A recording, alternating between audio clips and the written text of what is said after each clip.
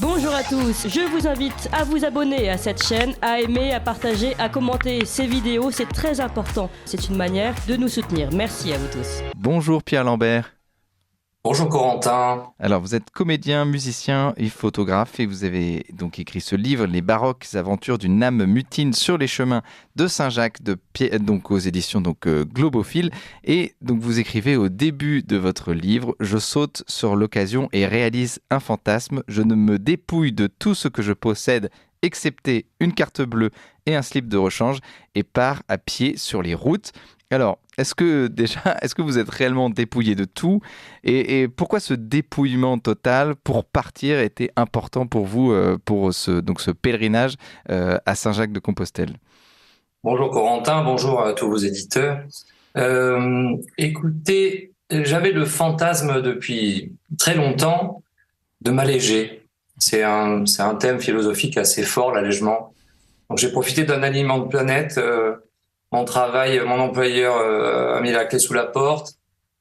J'étais pas engagé sentimentalement.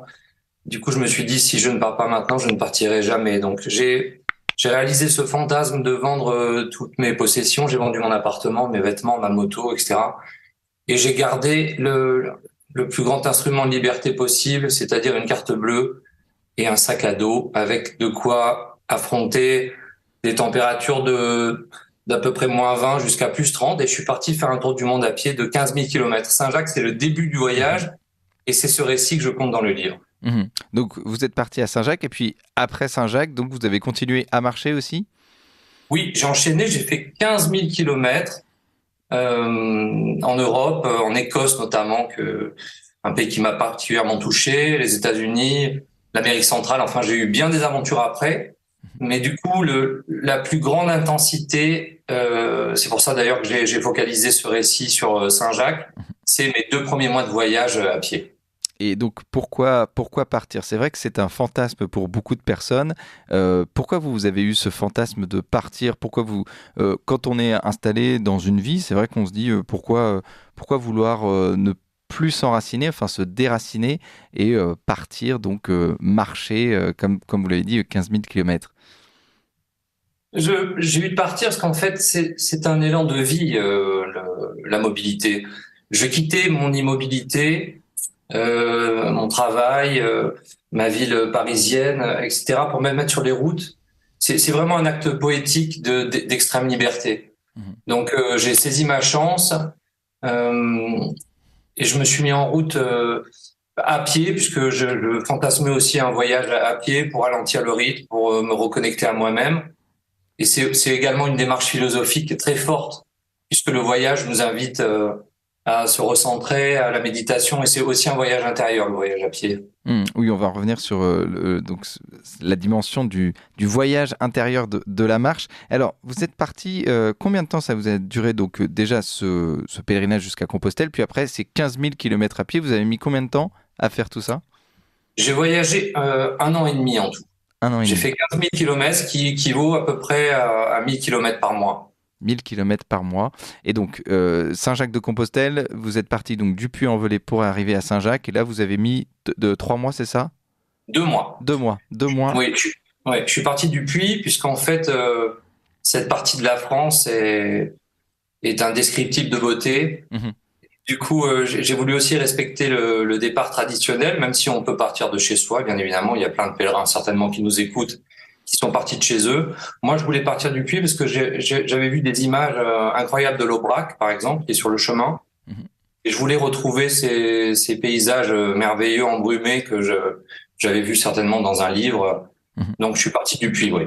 Et vous parlez donc de l'Aubrac, vous parlez aussi de la Lozère, c'est ça? Donc, c'est tous ces paysages, finalement, on se rend compte on n'a pas besoin d'aller si loin pour trouver des paysages magnifiques en France. Non, oui, c'est vraiment pour les amoureux de la France. Les gens savent que c'est un pays vraiment extraordinaire, notamment ces zones très peu peuplées qui sont encore complètement sauvages, j'ai envie de dire. Là, c'est vraiment un très grand moment de joie de traverser le pays, et notamment à cette vitesse de 5 km à l'heure. Mhm. Voilà, donc oui, je suis parti du puits. Et donc, Pierre Lambert, donc, dans votre livre, on vous explique donc que vous êtes dépouillé de tout, mais tout de même, donc, vous avez un petit peu d'argent. Comment vous avez réussi à vous rationaliser, je veux dire, en se disant, bon, bah, j'ai tant d'argent par jour, je ne peux pas dépenser plus. Est-ce que vous étiez à l'hôtel ou dans un gîte tous les jours? Comment on fait pour vivre sans travailler pendant 1 an et demi? Alors, je suis parti en 2011, j'avais 40 ans. C'est-à-dire que j'avais quand même fait une grande partie de ma vie, j'avais de l'argent placé, j'ai vendu mon appartement aussi. Mhm. J'ai très peu touché à l'argent de cette vente, mais j'avais quand même pas mal d'argent devant moi. J'ai dépensé, pour vous donner une idée, 13 000 euros pour 1 an et demi de voyage, Mhm. en sachant que, bien évidemment, à Paris, je dépensais bien plus que ça. Je me suis mis à l'économie, c'est-à-dire que un voyage épuré à pied, c'est aussi un voyage épuré sur tout le reste. Mhm. C'est-à-dire que je me suis mis sur mes réels besoins. J'ai dépensé l'argent uniquement pour me nourrir, faire plaisir à des gens qui avaient moins d'argent que moi, faire des petits cadeaux, acheter des fleurs à des enfants. J'ai mis vraiment l'argent sur l'essentiel. Et ça faisait partie aussi du voyage, c'est-à-dire cette quête du dépouillement, cette quête spirituelle finalement de pas vivre dans l'excès, mais vraiment dans une pauvreté rationnelle, j'ai envie de dire. Oui, il y a quelque chose de cet ordre-là, c'est-à-dire que encore une fois, vivre sur l'extrême minimum, c'est une expérience merveilleuse qui est à contre-courant de ma vie habituelle. C'est-à-dire que c'était vraiment une parenthèse pour vraiment me concentrer sur l'essentiel, et ça a été une expérience incroyable qui relate l'extrême vérité de notre vie, quoi. C'est-à-dire qu'on a besoin de très peu de choses, on a besoin de se sentir en vie. On a besoin d'amitié, on a besoin de poésie, on a besoin de beau, on a besoin de quête intérieure, on a besoin de spiritualité. Mhm. Et c'est pour cette raison que le voyage à pied est aussi formidable. C'est que c'est une forme de renaissance en fait. Mm. Et vous parliez donc d'amitié. Votre livre, donc on rappelle le titre de votre livre, Les baroques aventures d'une âme mutine sur les chemins de Saint-Jacques. Ce livre est une véritable ode à l'amitié et aux rencontres. Alors on va en citer quelques-uns. Sœur Marie, Tata Mémène, le grand-père désiré, Stevie Wonder. Alors Stevie Wonder, c'est peut-être pas le bon. Le lieutenant Marcel. Alors toutes ces personnes que vous avez rencontrées, en quoi elles vous ont aussi aidé dans votre quête spirituelle et alimenté votre vie pendant 2 mois de ce pèlerinage jusqu'à Saint-Jacques? Alors c'est le vrai Stevie Wonder que je rencontre. Je raconte ma Mhm. rencontre cet homme-là dans un voyage passé. Il y a aussi beaucoup de digressions dans ce livre. Mhm. Il y a aussi beaucoup. J'ai vécu ce voyage comme un rêve éveillé, c'est-à-dire que j'ai des flashbacks poétiques d'aventures passées, de voyages passés que je raconte aussi au lecteur.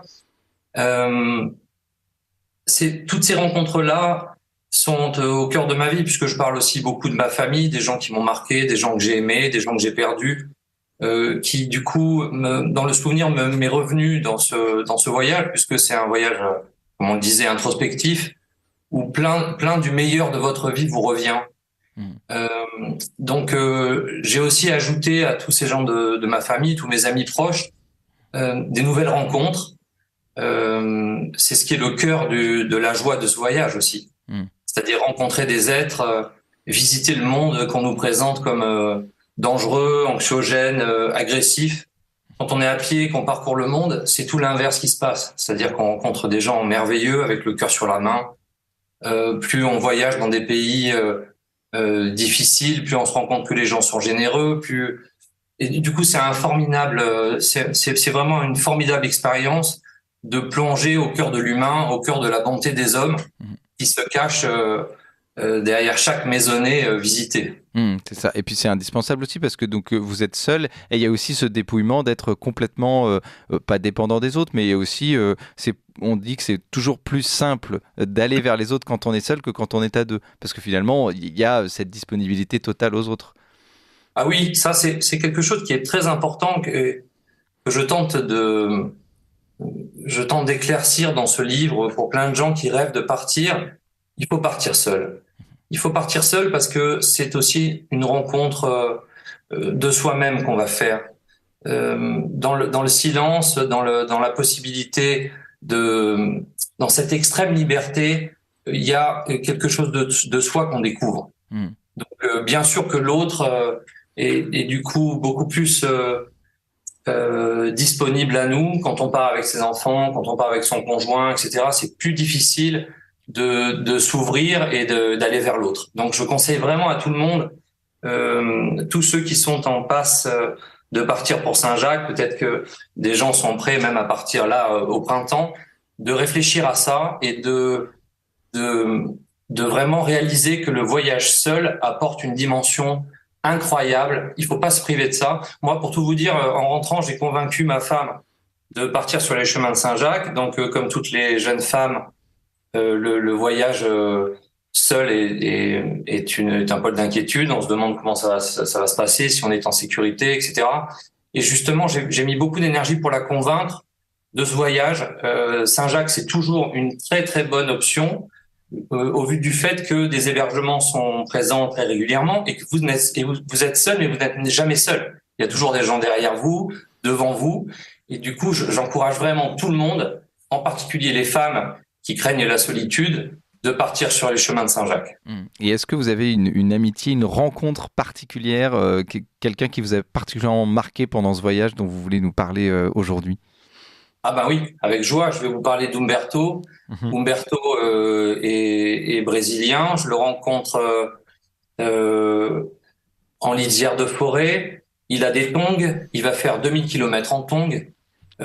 Et ce garçon va éclairer mon voyage comme personne d'autre. Il est solaire, il est libre, il est souriant, il est chaleureux.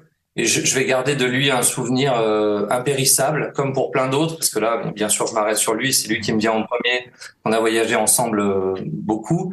Mais toutes ces rencontres vont être marquées d'une intensité particulière, puisqu'on dit que les gens avec qui on marche une journée, on les rencontre autant que si on avait vécu 6 mois ensemble. Puisque le voyage à pied délivre la vérité sur les gens instantanément. On connaît tous deux assez rapidement le rapport à la souffrance, l'engagement, la motivation, la joie. Tout est révélé des gens très vite dans l'effort. Oui, c'est ça. Et puis ce qui est très drôle, c'est que on voit bien que ce pèlerinage, donc on pourrait se dire pèlerinage de Saint-Jacques-de-Compostelle, il n'y a que des catholiques pratiquants. Et en fait, on se rend compte qu'il y a une grande diversité en réalité des pèlerins donc sur ce pèlerinage. Oui, Corentin, vous faites bien de le signaler. Oui, le chemin de Saint-Jacques vraiment réunit une foule de différentes personnes, mais une chose est sûre, c'est que tous ces gens-là communient dans le sacré. C'est-à-dire que même quand vous n'êtes pas croyant, rentrer dans un édifice construit à la ferveur de Dieu, qui a demandé 100 ans, 150 ans d'efforts, qui est baigné de lumière au travers de vitraux de Pierre Soulages. Par exemple, quand on arrive à Conques, tout le monde est réuni et tout le monde communie dans le sacré. Même si le nom de Dieu n'est pas évoqué, personne n'est insensible à l'ambiance du chemin. Personne n'est insensible à ce Dieu véritable qui se cache en chacun de nous. Personne n'est insensible à la beauté du monde. Et bien sûr que Saint-Jacques est un voyage sacré. Tout le monde y mettra son sacré, mais on voyage dans le sacré quand on va à Saint-Jacques. Et dans votre livre, Pierre Lambert, donc les baroques aventures d'une âme mutine sur les chemins de Saint-Jacques, donc vous avez parlé donc de ces paysages, de ces rencontres, qui permet pour vous donc ce que vous appelez un vagabondage de l'esprit. Alors, qu'est-ce que c'est pour vous le vagabondage de l'esprit ? Il faut savoir que la marche à pied resynchronise. C'est une sorte de reset en fait, général. C'est-à-dire qu'on est dans l'agitation, on est dans les écrans, on est dans l'inquiétude, on est dans plein de choses qui constituent notre vie. Et tout d'un coup, quand ce système est complètement saturé, la marche arrive. Sur les premiers pas, les premiers kilomètres, les premiers jours, s'installe une nouvelle énergie vitale. Et cette énergie vitale, comme plein d'auteurs avant moi l'ont précisé, appelle à la réflexion, pose l'esprit, et ouvre le cœur. Mhm. Du coup, dans cette nouvelle énergie, l'esprit s'affine, l'envie de vivre augmente, et bien sûr, la chimie du cerveau s'opère. Mhm. C'est-à-dire, avec plus d'oxygène, votre cerveau est plus apaisé et peut beaucoup plus vagabonder et trouver sa nature première, c'est-à-dire la paix, l'amour, l'envie de tendresse et l'envie de liberté. Mhm. C'est du beau vagabondage. Oui, c'est ça, mais il faut du temps pour vagabonder. Vous critiquez aussi le tourisme de masse qui est pour vous une plaie, hein, c'est-à-dire ce tourisme de masse qui, finalement, les gens partent 3 semaines en vacances et n'ont pas le temps finalement de vagabonder, de faire vagabonder leur esprit, parce qu'ils sont dans une rentabilité, c'est-à-dire il faut essayer de voir les choses au maximum, et vous prenez plutôt donc cette aération de l'esprit qui prend du temps et qui donc voilà, il faut marcher, il faut laisser son esprit partir un petit peu, ce qui n'est plus le cas en fait des voyageurs aujourd'hui qui sont encore dans une rentabilité dans leur voyage. Oui, mais on peut pas vraiment en faire le procès parce que c'est vrai que souvent on manque de temps. Moi, j'ai eu beaucoup de chance d'avoir ce créneau qui s'ouvrait à moi, mais comme vous dites, oui, tout le retour à la civilisation, en quelque sorte, quand j'arrive à Saint-Cirque-la-Popie, je vois ce dont vous parlez. Ça a été très violent pour moi de retrouver beaucoup d'agitation, les gens au téléphone,